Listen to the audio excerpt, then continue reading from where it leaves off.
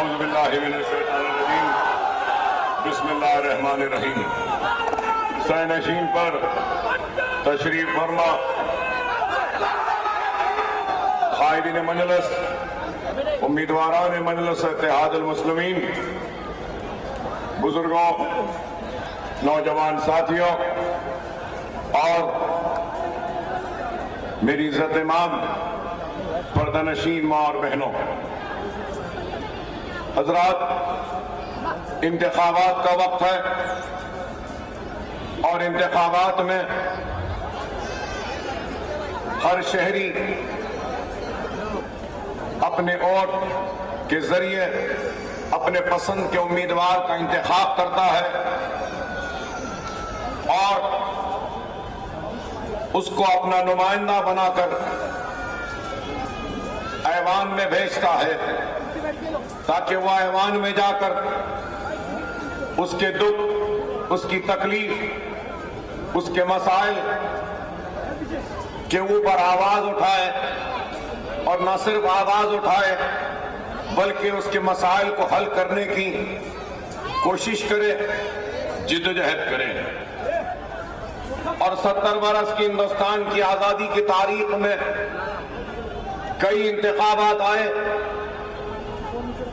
और कई सियासी जमातों को इख्तियार मिला, तो कई गुमनाम शख्सियतों को नाम मिला, इज्जत मिली, पहचान मिली, दौलत मिली, शोहरत मिली और कई खानदान जो गुमनामी में थे वो खुशहाली में आ गए, मशहूर मारूफ हो गए।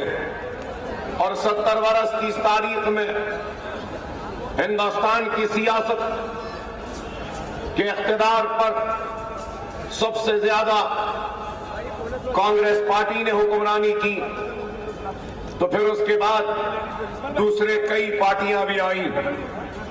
और इस 70 बरस की तारीख में जब जब भी हमें आवाज दी गई, हमने हर एक का साथ दिया, इस तवक्को, इस उम्मीद के साथ कि ये लोग हमारे साथ के साथ इंसाफ करेंगे, हमको हमारा हक देंगे, हमारी गुर्बत को खत्म करेंगे, हमारी मुसीबत का खात्मा करेंगे, हमारी आबादियों व बस्तियों की हिफाजत करेंगे, हमारी इज्जत व इस्मत व आबरू की हिफाजत करेंगे, हमारे नौजवान बच्चों के मुस्तकबिल को रोशन करेंगे, हमारे बस्तियों की हालात को बेहतर करेंगे, हमारे बच्चों को पढ़ने के लिए मदरसे दस्तयाब कराएंगे या हमारे बीमारों के इलाज के लिए दवाखाने बनाएंगे। लेकिन आज जो हालात हैं वो किसी से छुपे या छुपाए हुए नहीं हैं। आपके हालात आपके सामने हैं। आपकी तरक्की हो या आपकी खुशहाली हो या आपकी बदहाली हो या आपके जिंदगी की नाकामियां हो, ये सब कुछ मुझसे बेहतर आपके सामने है। लेकिन ये भी एक हकीकत है कि जब नेहरू ने आवाज दी तो हमने नेहरू का साथ दिया। नेहरू के बाद जब लाल बहादुर शास्त्री ने आवाज दी तो हमने लाल बहादुर शास्त्री का साथ दिया। लाल बहादुर शास्त्री के बाद जब इंदिरा गांधी ने आवाज दी तो हमने इंदिरा गांधी का साथ दिया। इंदिरा के बाद राजीव गांधी का साथ दिया। राजीव गांधी के बाद वीपी सिंह का साथ दिया। इंदिरा कुमार गुजराल, चंद्रशेखर राव, चंद्रशेखर या फिर देवेगौड़ा हो, उन सबका साथ दिया।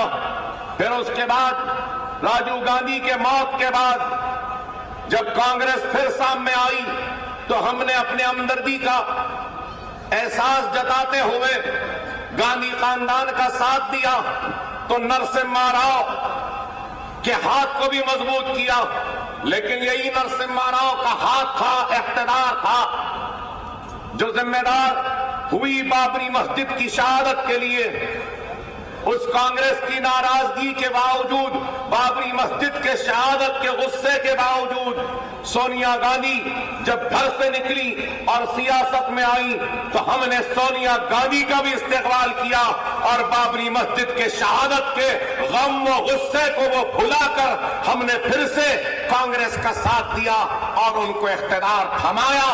और इख्तियार न सिर्फ दिल्ली का दिया बल्कि महाराष्ट्र में भी मुसलसल 15 बरस इख्तियार उनको देते रहे। लेकिन सवाल यह है कि 70 बरस की इस तारीख में चाहे कोई भी रिपोर्ट उठाकर देख लीजिए, चाहे इंदिरा गांधी के दौर में बना वो कमीशन जिसका नाम गोपाल सिंह कमीशन था, चाहे वो मनमोहन सिंह के दौर में बना कमीशन सच्चर कमेटी हो, या फिर रंगनाथ मिश्रा हो, या फिर कुंडू कमेटी हो, या महाराष्ट्र में बनाया गया महमूदुर रहमान कमेटी क्यों ना हो, हर रिपोर्ट में यही बात कही गई और यही लिखा गया कि सबसे पीछे, सबसे पिछड़ा हुआ, सबसे कमजोर जिंदगी के हर शोबे हयात में अगर कोई है तो वह हिंदुस्तान की सबसे बड़ी अक़लियत मुसलमान है। सवाल यह पैदा होता है, कमीशन तो बनते रहे, रिपोर्ट्स तो आते रहे, लेकिन रिपोर्ट्स पे एक्शन टेकन क्या हुआ? अगर रिपोर्ट्स पे एक्शन लिया जाता, रिपोर्ट्स और फाइंडिंग्स पर अगर अमल होता तो क्या ये दिन हमको देखना पड़ता? ये एक सवाल है। आज मजलिस इत्तेहादुल मुस्लिमीन अगर आपके दरमियान में आई है तो मैं अपने तकरीर के इब्तिदा में यह बात कहना चाहता हूं कि मजलिस इत्तेहादुल मुस्लिमीन है, बल्कि मजलिस इत्तेहादुल मुस्लिमीन मजहब के नाम पर 70 बरस से हुई नाइंसाफी पर आवाज उठाने आई है। हम मजहब के नाम की सियासत नहीं, लेकिन मजहब के नाम पर जो हमको हमारे हक से महरूम रखा गया उस पर आवाज उठाने आई है। जो हमारे साथ नाइंसाफी हुई है उस पर आवाज उठाने आई है। आज मजलिस इत्तेहादुल मुस्लिमीन इन मसाइल को उठाती है तो लोग मजलिस पर इल्जाम लगाते हैं और कहते हैं कि ये वोट काटने आए हैं, बीजेपी के एजेंट बनकर आए हैं और सेक्युलर वोट की तकसीम के लिए आए हैं। अरे सेक्युलरिज्म की बात करती रही है कांग्रेस एनसीपी, सेक्युलरिज्म के नाम पर वोटों को हासिल करती रही, लेकिन मैं पूछना चाहता हूं 70 वर्ष के इस सेक्युलर लोगों की हुकूमत में हमको क्या मिला, हमने क्या खोया? आज ये सवाल हम करते हैं तो उनके पास कोई जवाब नहीं। तालीम के मैदान में सबसे पीछे अगर कोई है तो वह हिंदुस्तान की सबसे बड़ी अक़लियत मुसलमान है। रोजगार के मैदान में देखते हैं तो सबसे पीछे अगर कोई है तो वह हिंदुस्तान की सबसे बड़ी अक़लियत मुसलमान है। बस्तियों में, आबादियों में बुनियादी सहूलतों से महरूम अगर किसी की बस्तियां हैं तो वो मुसलमानों की बस्तियां हैं। हिंदुस्तान में कहीं पर भी चले जाओ, पूछने की जरूरत नहीं है, बस्तियों की हालात को देखकर, गंदगी को देखकर, खुले मोहरियों को देखकर, मासूम बच्चों को खेलता हुआ देखकर और वहां की जुबू हाली, वो खस्ता हाली और गंदगी को देखकर आसानी से ये जाना जा सकता है कि ये किसी और की बस्ती नहीं, ये मुसलमानों की बस्ती है। तो ये नाइंसाफी क्यों? सेक्युलरिज्म की बात करते रहे। 70 वर्ष की आजादी की तारीख में 50,000 फिसादात के जरिए हमारे बस्तियों को लूटा गया, हमारी आबादियों को खाक की ढेर में तब्दील किया गया, हमारे आशियानों को जलाया, हमारे खेतों को उजाड़ा, हमारी इस्मत और आबरू को लुटाया। क्या इस बात से कोई इनकार कर सकता है कि 50,000 फिसादात के जरिए हमको तबाह बर्बाद नहीं किया गया? कभी भिवंडी जलता है तो कभी मुंबई जलता है, कभी आगरा जलता है तो कभी अजमेर जलता है, कभी फिरोजाबाद जलता है तो कभी मुरादाबाद जलता है, कभी रोड किला जलता है तो कभी हाशिमपुरा होता है, कभी मलियाबाद होता है तो कभी हैदराबाद में फिसाद होता है। अरे हिंदुस्तान का कोई चप्पा ऐसा नहीं बचा। और मैं तो यह कहूंगा कि अल्लाह अगर इस कंकर को जबान देगा तो कंकर गवाही देगी और शहादत देगी कि हाँ, मुझ पर मुसलमान का खून गिरा था। इतने फिसादात, इतनी तबाही और बर्बादी। फिर आज सेकुलरिज्म की बात करते हैं। क्यों? क्या हमारा खून खून नहीं? क्या हमारी बस्तियां नहीं? क्या हमारा सुहाग सुहाग नहीं? क्या हमारी मां बहन की कोख क्या कोख नहीं? यही सवाल लेकर हम आए हैं तो इनको बुरा दिखता है। अरे मजलिस इत्तेहाद अल मुस्लिमीन आज आपके सामने आई है तो ये सेकुलर कुव्वतें ये समझते थे कि यहां पे बीजेपी है एक तरफ और शिवसेना है, ये कहीं नहीं जाने वाले। हमारी मजबूरी थी कि हम इनको वोट देते रहे। सेना या बीजेपी को तो नहीं दे सकते ना, तो इनको मालूम था कि ये इनको नहीं देते तो किसको देंगे? हमको देंगे। लेकिन आज मजलिस आई है तो आज मजलिस इन सेकुलर ताकतों से सवाल कर रही है और उनके पास हमारे सवालात का जवाब नहीं है। 15 बरस कांग्रेस एनसीपी का इख्तिदार, कितनी लड़कियां ग्रेजुएट निकलती हैं बताइए मुझे? 100 लड़कियां ग्रेजुएट होती हैं तो उसमें से 1.4% मुसलमान लड़कियां होती हैं। 100 लड़के ग्रेजुएट होते हैं तो महाराष्ट्र में 2.4% मुस्लिम लड़के ग्रेजुएट होते हैं। स्कूल से ड्रॉप आउट का लेवल करीब 60% है। कस्टोडियल डेथ कांग्रेस एनसीपी के दौर में 334, जिसमें से 224 बच्चे मुस्लिम थे। 10 वर्ष कांग्रेस के दौर में 200 बेकसूर मुस्लिम बच्चों को दहशतगर्दी के नाम पे गिरफ्तार किया गया। 1998 से लेकर 1992 से लेकर 2008 तक आपको सुन के हैरत होगी कि 1192 कम्युनल राइट्स हुए महाराष्ट्र में। आपसे यह भी बताऊं कि आज इन फिसादात के जरिए आज आप बताइए आईएएस कितने मुसलमान, आईपीएस कितने मुसलमान, आईएफएस आईआरएस कितने मुसलमान, कितनों के पास राशन कार्ड है। मुंबई की पर कैपिटा इनकम 15,000 है तो दिनदोशी के रहने वाले मुसलमानों की पर कैपिटा इनकम 3,500 है। तो गोवंडी के रहने वाले मुसलमानों की पर कैपिटा इनकम 1,000 रुपये है, उससे कम है। अरे आप बताइए, आज हम ये सवालात लेकर आए हैं तो इनको बुरा दिखता है। औकाफी जायदादें 94,000 एकर्स की औकाफी जायदादें थी मुसलमानों की, जो वक्फ की गई थी मुसलमानों की तालीमी और माशी पसमानदगी को दूर करने के लिए, मुस्लिम बेवाओं के लिए, मुस्लिम यतीमों के लिए, मुस्लिम गुरबा के लिए, मुस्लिम तालीम के लिए। क्या वो जमीनात बाकी रही? कहां गई वो जमीनात? यही कांग्रेस एनसीपी के लोगों ने बेच खाया उन जमीनों को। अंबानी ने अपना महल खड़ा कर दिया तो किसकी जमीन पर, क्या अंबानी के बाप की जागीर थी जहां पे अंबानी का घर खड़ा है? नहीं, वो हमारे अल्लाह की अमानत थी।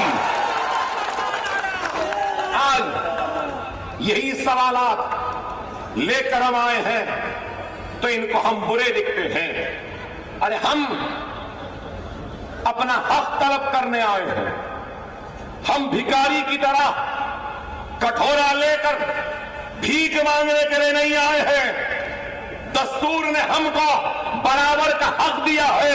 जितना हक नरेंद्र मोदी का इस मुल्क पे उतना ही हक अकबरुद्दीन ओवैसी का भी इस मुल्क पे है। जितना हक इस मुल्क पर एक माथे पर तिलक लगाने वाले का है, उतना ही हक इस मुल्क पर सर पे टोपी पहनने और चेहरे पे दाढ़ी बांधने वाले का भी हक है। यह मुल्क सिर्फ एक मजहब के मानने वालों का नहीं है। यह मुल्क हिंदू का है, मुसलमान का है, सिख का है, ईसाई का है, पारसी का है। ये मुल्क में कोई अव्वल दर्जे का शहरी या कोई दूसरे दर्जे का शहरी नहीं है। लेकिन आदाद और शुमार रिपोर्ट बताते हैं कि मुसलमान दूसरे दर्जे का शहरी हो गया। एक तरफ ऐसे लोग हैं जो हर लम्हा, हर रोज हम मुसलमानों से हमारे वफादारी का सर्टिफिकेट तलब करते हैं, तो दूसरी तरफ वो है जो सेक्युलरिज्म के नाम पर हमको डराते हैं, धमकाते हैं। तो आज आपको गौर करना होगा मेरे भाई कि आज हमारी हालात क्यों है, किस वजह से है। अगर हमारी ये हालत के जिम्मेदार अगर कांग्रेस, एनसीपी या बीजेपी या सेना है, तो इस चीज को ना भूलो कि किसी कदर हम भी इस हालत के जिम्मेदार हैं। गैरों पे तनकीद करने से पहले हमको अपने गिरेबान में भी झांक कर देखना होगा कि हमारी क्या कमजोरी थी, हमारी क्या खामी थी, हम कहां चूक गए जिसकी वजह से हमारी ये हालत हो गई। सबसे पहले तो मैं कहूंगा कि सबसे बड़ी हमारी अगर कोई कमजोरी है तो वो हमारा इंतशार है। एक इधर जाता है तो दूसरा इधर जाता है, तीसरा इधर जाता है, चौथा उधर जाता है, पांचवां इधर, छठवां इधर, सातवां इधर, 10वां इधर, 12वां इधर, 15 इधर, सब इधर उधर के रास्ते पर अगर 25 के 25 मिल जाए और एक रास्ते पर चले तो खुदा की कसम कोई ताकत हमको शिकस्त नहीं दे सकती। आज आप तालियां मारते हैं, नारे लगाते हैं, शुक्रिया, लेकिन मैं आपके तालियों का मोहताज नहीं हूं, आपके नारों का मोहताज नहीं हूं। आज मुसलमानों को तालियों की जरूरत नहीं है, नारों की जरूरत नहीं है, जज्बाती तकारीर की जरूरत नहीं है। आज मुसलमानों को इत्तेहाद की जरूरत है और अमल की जरूरत है। हमारे सफों में इंतशार है तो हमारे पास एक और कमजोरी है। बड़ी माफी के साथ कह रहा हूं, अकायद के झगड़े हैं, मसलक के झगड़े हैं, मकतब के झगड़े हैं। देवबंदी है तो कोई बरेलवी है। अरे याद रखो, जब दुश्मन का जर्ब लगता है और जब दुश्मन का हमला होता है तो वो ये नहीं देखता कि ये बरेलवी है या देवबंदी है, यही देखता है कि ये किसका नाम ले रहा है।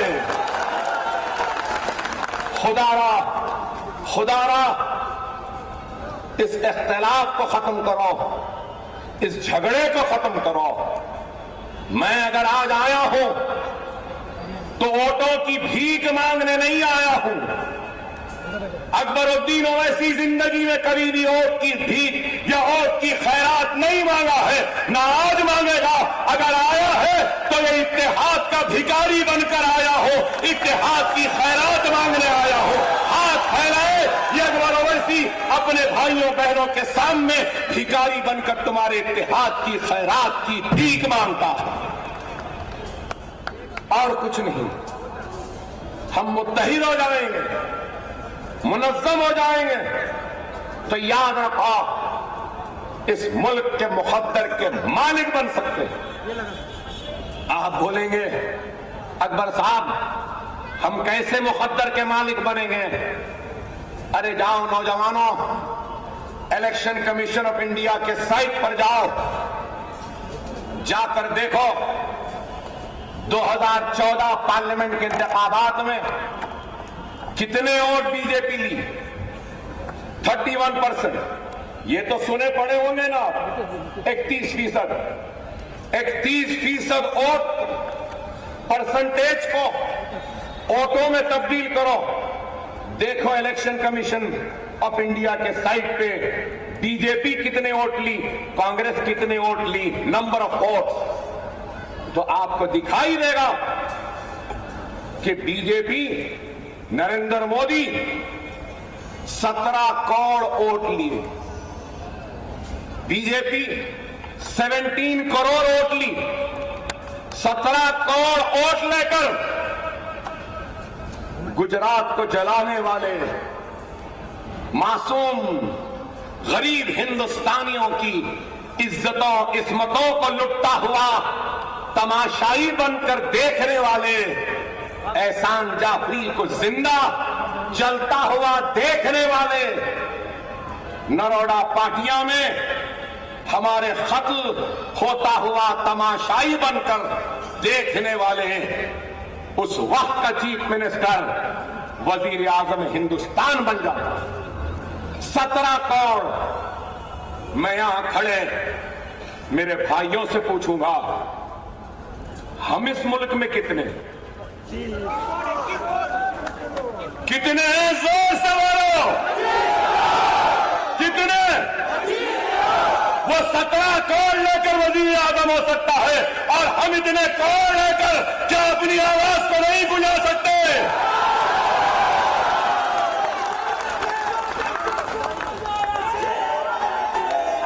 गौर करो मेरी बात पर।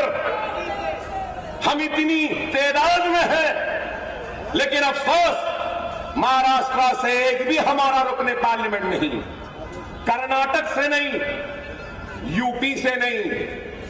हमारी क्या आवाज है? अरे गौर करो, अगर हम मुत्तहिद हो जाएंगे ना, बेशक दिल्ली का तख्त हमारा नहीं है, लेकिन खुदा की कसम अगर हम मुत्तहिद हो जाएंगे तो दिल्ली के तख्त पर कोई भी नहीं बैठ सकता जब तक हम उसकी इजाजत न दें। हमारे मर्जी के बगैर कोई दिल्ली के तख्त पे न बैठ सकेगा, न हुकूमत कर सकेगा, बशर्ते कि इत्तेहाद होनी चाहिए। और आज यही इत्तेहाद हमारे पास नहीं है, यही इत्तेहाद की कमी है। दियानतदार, ईमानदार, मुखलिस रहनुमाओं की कमी है। अरे आज इतना मजमा आया है मुझे सुनने के लिए, तो क्यों आया है? अरे इस मजमे में से एक भी आदमी उठकर कह दे कि किसी को हमने 1 पैसा दिया है यहां आने के लिए, तो मैं अपनी तकरीर को रोक कर चला जाऊं। क्या दिया हमने कुछ पैसा आपको? फिर ये क्या बात है? ये कौन सी मोहब्बत है? ये कैसा रिश्ता है? अरे ये मोहब्बत है, रिश्ता है तो हमारे आका के उम्मती होने का रिश्ता है।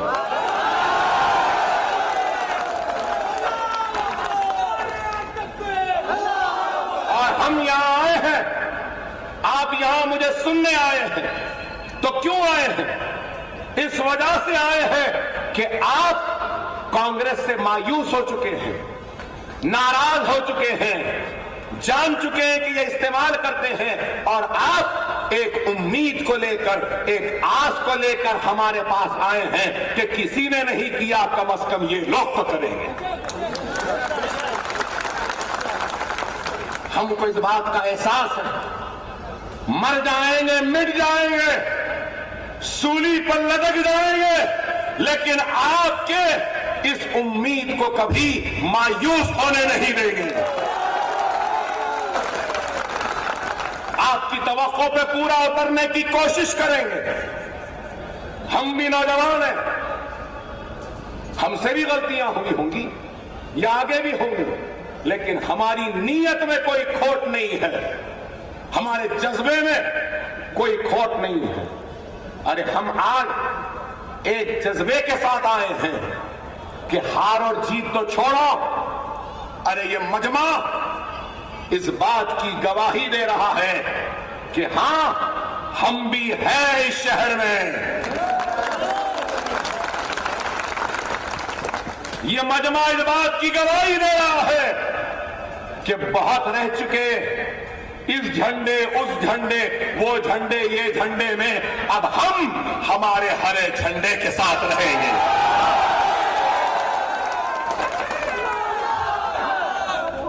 आज आपसे मैं यही कहूंगा कि खुदारा हालात को समझिए। क्या हालात है मुंबई के तो छोड़िए, अगर हम यहां देखते हैं तो दिंदोशी में Tata institute of social sciences की स्टडीज की रिपोर्ट है कि 62.6% Muslim family below poverty line में रहती। कर्जेजात बैंक से सिर्फ 6% मिलते मुसलमानों। क्या आपको मिला? किसी को कर्ज मिला? अंबानी को मिलता है, अदानी को मिलता है, जीवीके को मिलता है, जीएमआर को मिलता है, जिंदल को मिलता है, सौद को मिलता है। कर्ज नहीं मिलता तो बस हम गरीब मुसलमानों को। आप बताइए, graduation rate of Muslim students, मैंने मुंबई के बारे में, महाराष्ट्र के बारे में बताया, दिंदोशी में क्या है? 1.40 ड्रॉप आउट्स। 100 बच्चे स्कूल को जाते हैं तो 86 बच्चे ड्रॉप आउट होते हैं दिंदोशी में। पूरे महाराष्ट्र में 55% है तो दिंदोशी में ड्रॉप आउट 86% है। सिचुएशन और भी तबाह बर्बाद है कि 47% ऑफ फैमिलीज इन दिंदोशी, और फैमिली ऑफ 5 मेंबर्स, एक घर में 5 है अगर, तो वो 5 दिंदोशी में 47% लोग एक कमरे में 5 लोग जिंदगी गुजारते हैं। ये रिपोर्ट, क्या हमको घर नहीं, क्या हाउसिंग स्कीम में घर नहीं मिलना चाहिए? आप और करिए कि क्या हाल है। 30% दिंदोशी एरिया के मुसलमान, ये लोग मखरूस है, कर्ज में है। कोई बैंक के कर्ज में नहीं है, छोटे छोटे साहूकारों के पास, वहां से कर्ज लेकर 30% के कर्ज में मखरूस है। दिंदोशी में, यहां पठानवाड़ी और संजय नगर में 30% मुसलमान ऐसे हैं जिनका बैंक अकाउंट भी नहीं है। क्या सही है या गलत? इसमें बहुत से लोग होंगे जिनका बैंक अकाउंट भी नहीं है। अरे आप बताइए। और एक बात कहूं तो लोग हैरत में आएंगे, ये प्रेस वाले अकबर ओवैसी की तकरीर में क्या गलती आती है, क्या गलत बोलते हैं, उसको पकड़ने को खड़े हैं, ढूंढने को खड़े हैं।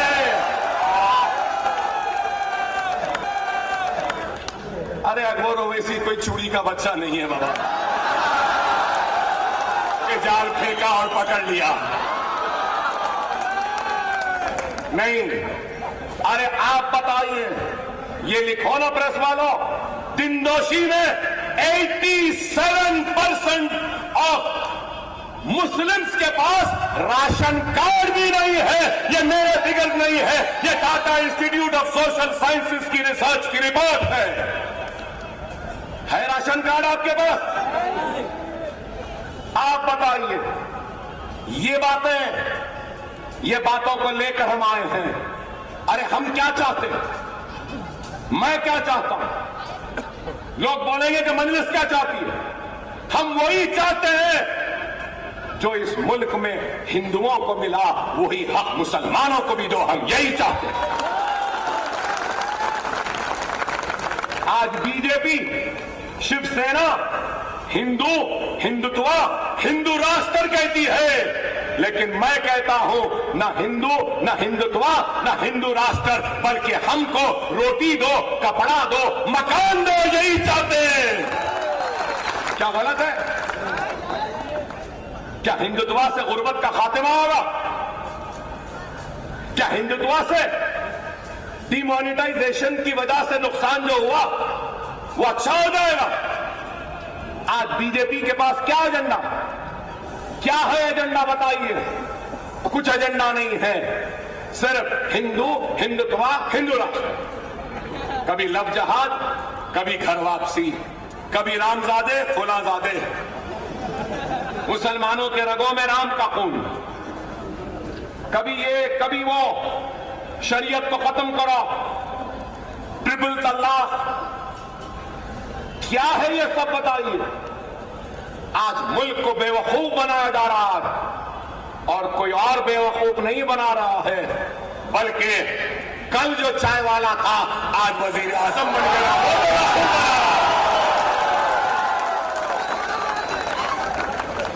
अब ये बोलेंगे कि चाय वाला बोले, तो मैंने कहा कल जो चाय वाला था जो आज वजीर आजम है, गलत नहीं है ना? क्या बोले?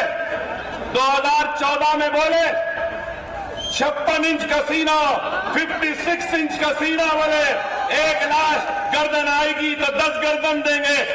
अरे बाबा मिस्टर मोदी, 56 इंच के सीने से कुछ नहीं होता, 4 इंच का दिल होना चाहिए, हिम्मत होनी चाहिए।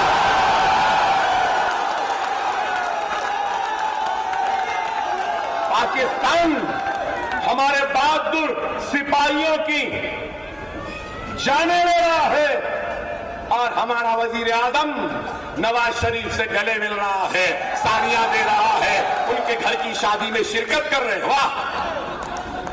फिर हमसे वफादारी का सर्टिफिकेट, कहते हैं beef ban, beef ban, beef ban, beef को बैन कर दी। कितने करोड़ों की इंडस्ट्री रुक गई, लोग बेरोजगार हो गए। नहीं, इनको गौ माता से मोहब्बत है, हर एक को है। हम किसी मजहब पे तनकीद नहीं करेंगे, ठीक है, आपका मजहब मुबारक, आपका अकीदा मुबारक, गौ माता है आपकी मुबारक, लेकिन मैं ये पूछना चाहता हूं, मेरा शिकवा, मेरी शिकायत, मेरा गुस्सा ये है कि तुमने अखलाक को क्यों मारा? मैं पूछना चाहता हूं, क्या यह गुनाह है कि अखलाक को इसलिए मारा कि उसके घर में बीफ था? क्या तुमने जाहिद और नुमान को इसलिए मारा क्या उनके पास बीफ निकला? हरियाणा ने 2 बच्चियों का रेप किया और उनको मारा इस वास्ते कि वो बिरयानी जो बेचते थे उसमें बीफ था। तुमने दलितों को मारा, गोबर खिलाया, पीटा, मुसलमानों को गोबर खिलाए। अरे मैं पूछना चाहता हूं, तुम हिंदुस्तान में बीफ नहीं खाना बोल रहे, महाराष्ट्र में नहीं खाना बोल रहे, लेकिन मिस्टर मोदी 24 लाख, सुनो प्रेस वालों, 24 लाख टन बीफ इंडिया से एक्सपोर्ट होता है।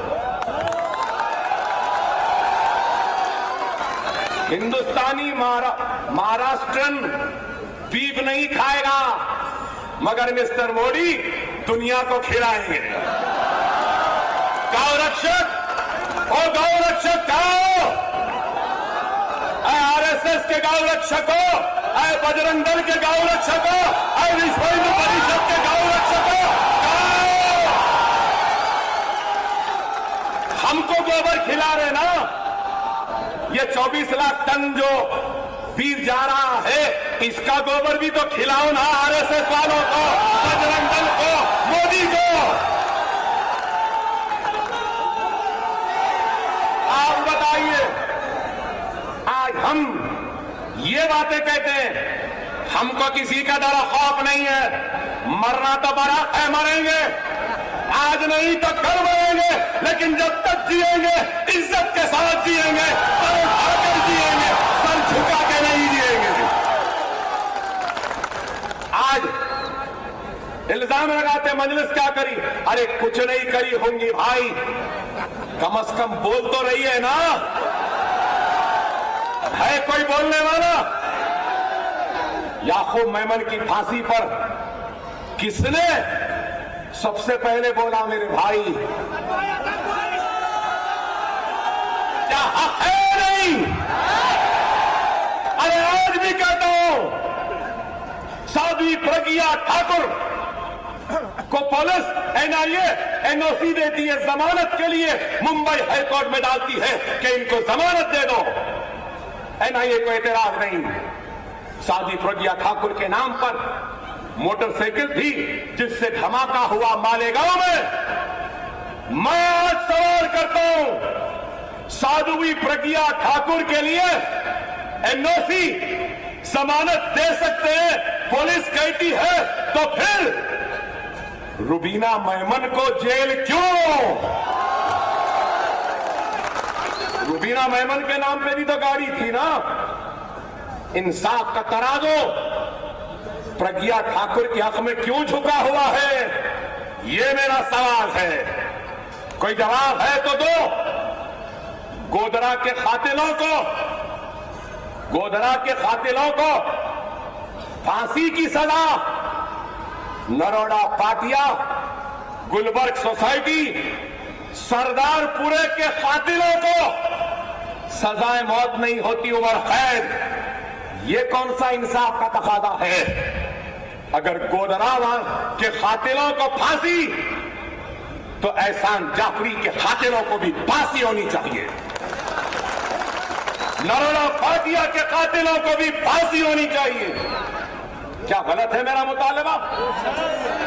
अच्छे दिन किसके अच्छे दिन आए? हम तो जैसे थे वैसे हैं, एक क्या इस जैसे 10 मोदी भी आ गए तो हम हिलने वाले नहीं है, चलने वाले नहीं है। मगर अच्छे दिन किसके आए?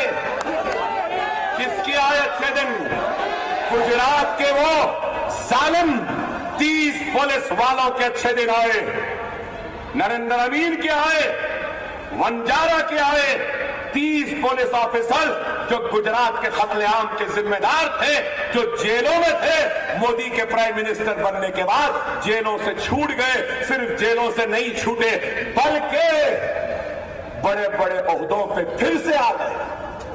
क्या ये इंसाफ है? आप बताइए। और आज लोग कहते हैं मजलिस क्या करेगी? अरे भाई, किसी के कदम मनहूस होते हैं तो किसी के कदम बख्तावर अच्छे होते हैं। अकबर ओवैसी के कदम जब से महाराष्ट्र में पड़े, अपने घर से चप्पल के कदम मनहूस होते हैं तो किसी के कदम बख्तावर अच्छे होते हैं।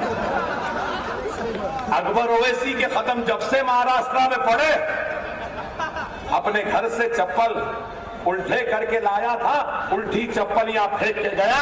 जब से आया हूं, ठाकरे और बीजेपी लड़ रहे हैं।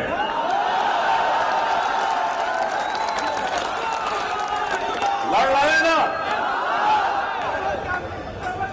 अरे यही बात ठाकरे ने कहा था, बाबरी मस्जिद को मेरे पैरों की ठोकर ने गिराया है। और देखो अल्लाह का क्या इंसाफ है। पहले ठाकरे घर टूट gaya, एक तरफ राज चला गया तो दूसरी तरफ उद्धव चला गया। बड़ा नाज था मुंबई पर, बड़ा नाज था अपनी गुंडागर्दी पर, अपनी ताकत पर। अब मुंबई में अगर शिवसेना की ताकत है, फडणवीस की ताकत है, तो ऐ शिवसेना, ऐ बीजेपी, तुम ये ना भूलो हम हरे झंडे वालों की भी ताकत है मुंबई में। अब है, आज क्या है बताइए?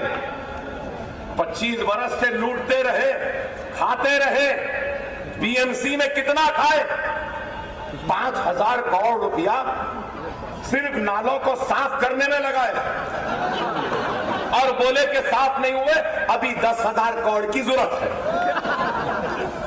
कौन खाए? दोनों मिलके खाए।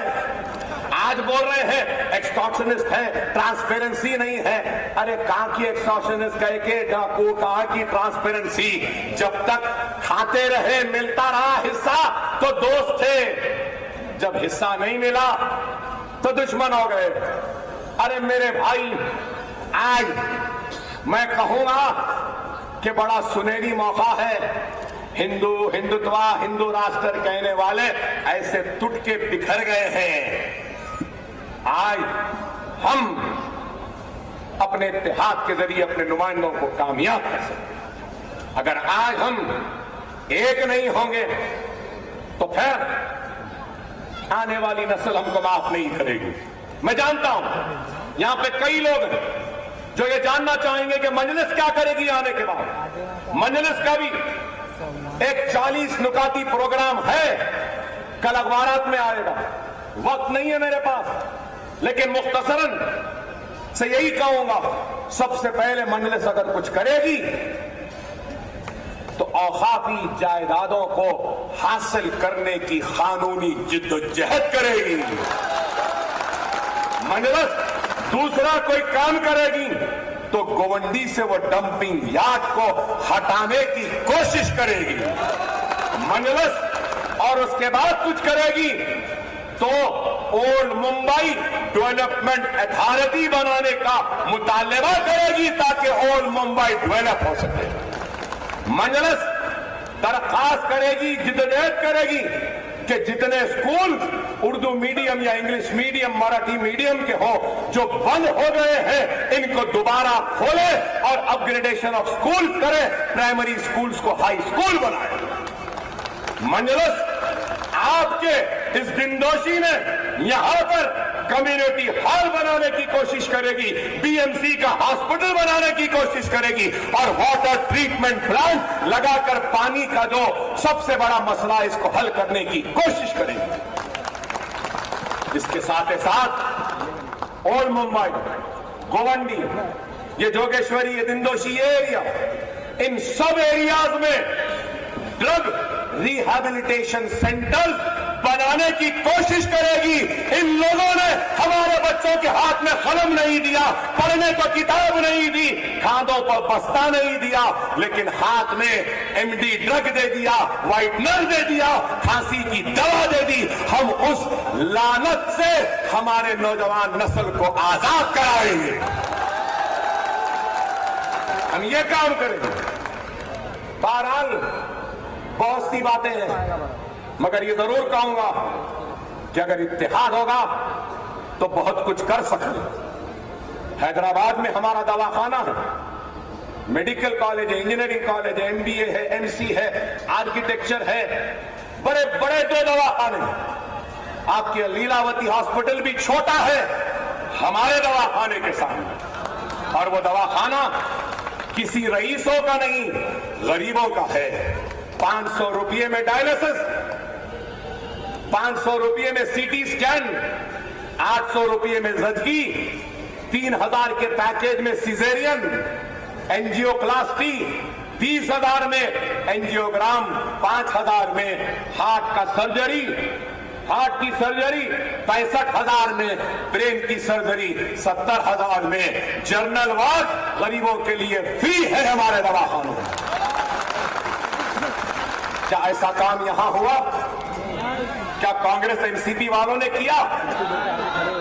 खुदारा मेरे भाई, अकायद के झगड़ों से निकलो, एक हो जाओ। इस मजमे में बहुत से लोग हैं जिनको अल्लाह ने नवाजा है दौलत से। खुदारा मेरी अपील है कि अगर हम सब बराबर से ज़कात निकाल लेंगे ना तो हमको किसी के मदद की जरूरत नहीं है। ज़कात निकाल लो। मुझे वोट नहीं देते तो मुझे कोई गिला, कोई शिकवा, कोई शिकायत नहीं होगी। लेकिन अकबर ओवैसी को सुनने हजारों का मजमा है। मैं इस मजमे में से कहूंगा, रोजाना आप अपनी जिंदगी में किसी ना किसी शौक पर कुछ पैसा खर्चते हैं ना। किसी को चाय की आदत है, होगी किसी को सिगरेट की आदत है, किसी को अच्छा खाने की आदत है, किसी को सिनेमा देखने की आदत होगी। बहरहाल हर एक को है। मैं सिर्फ यहां ठहरे मजमे से कहूंगा कि चाय पियो, जितनी पीना है पियो। जो अल्लाह जायज कहता है वो जायज काम जरूर करो। लेकिन जितना रोजाना आप चाय कितने में है यहां पे? 6 रुपये, 12 रुपये। तो बहुत लोग 12 की पीते हैं या 6 की पीते हैं?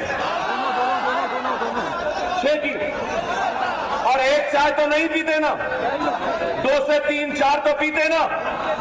आप 4 चाय पीजिए 6 रुपये की, लेकिन उस 4 चाय के पैसों में से रोजाना 1 रुपया निकाल कर अपने महल्ले की मस्जिद में डाल दो। उस 1 रुपये से हम गरीब बच्ची की शादी कर सकते हैं, बेरोजगारों को रोजगार दे सकते हैं। हम अपनी कुल्फत, अपनी गुर्बत, अपनी मुसीबत को किसी और से नहीं, अपने ही रोजाना के शौक के पैसे से खत्म कर सकते हैं।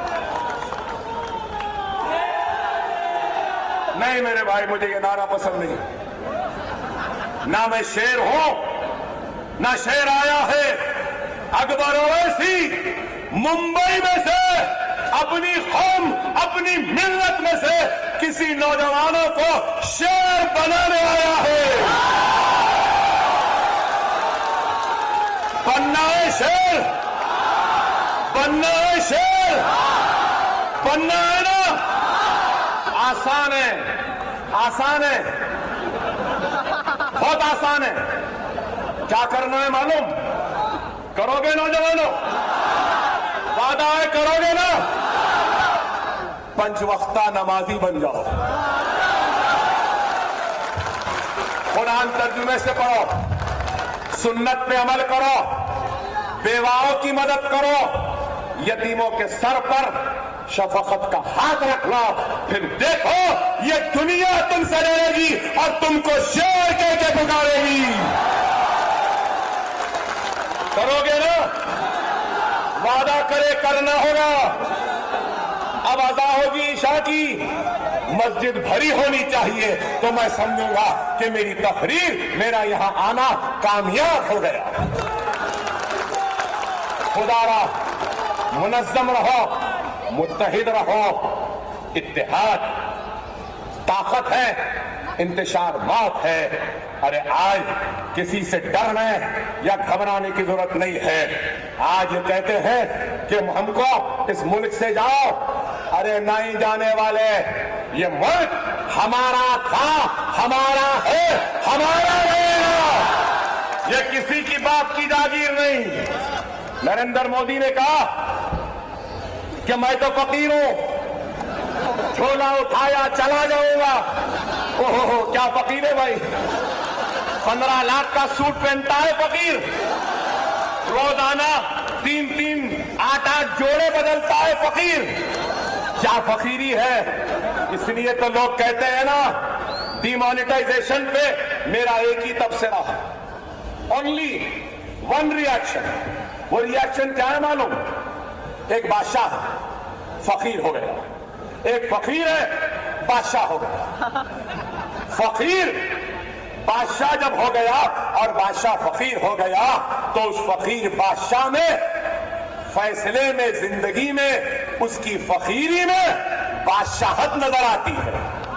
लेकिन एक फकीर जब बादशाह हो जाता है ना तो उसकी बादशाहत में भी फकीरी नजर आती है। यही है, इस वास्ते देख समझ के बनाना भाई। अब बोल रहे मैं वो झोली लिया चला जाऊंगा। अरे जभी भी जाना है जाओ मिस्टर मोदी, लेकिन जाते जाते अपनी चाय की केतली, चाय की पत्ती, चाय का चूल्हा लगा लेना कोने में बैठ के चाय चाय चाय चाय बोलते हुए। बात करें कि कड़क चाय, नरम चाय, गरम चाय, अरे चाय की जरूरत नहीं है इस मुल्क को, कड़क चाय की जरूरत नहीं है इस मुल्क को, रोजी रोटी की फिक्र है। भारत माँ कहते हैं, भारत माँ के बहादुर सिपाही सड़क पर शहादत पा रहे हैं, सड़क की हिफाजत करते करते, सर्दी में, बर्फ में, गर्मी में है। और भारत सरकार, मोदी सरकार इनको अच्छा खाना तक नहीं दे रही है। देखें ना आप, क्या अच्छा खाना, बेहतरीन खाना, साफ सुथरा खाना क्या हमारे फौजियों का हक नहीं है? मिस्टर मोदी, तुम्हारी हुकूमत अगर हमारे फौजियों को, हमारे सिपाहियों को अच्छा खाना नहीं दे सकती तो बोल दो हम मुसलमान एक वक्त का रोटी, एक वक्त के खाने से अपने पेट को काट लेंगे, 2 वक्त की खाना खा लेंगे और एक वक्त का अनाज हम मुसलमान अपने फौजियों को दे देंगे। दे देंगे ना? दे देंगे ना? अरे आज स्वच्छ भारत, किधर का स्वच्छ, काका स्वच्छ। हिंदुस्तान बहुत अच्छा है, साफ है, सुथरा है।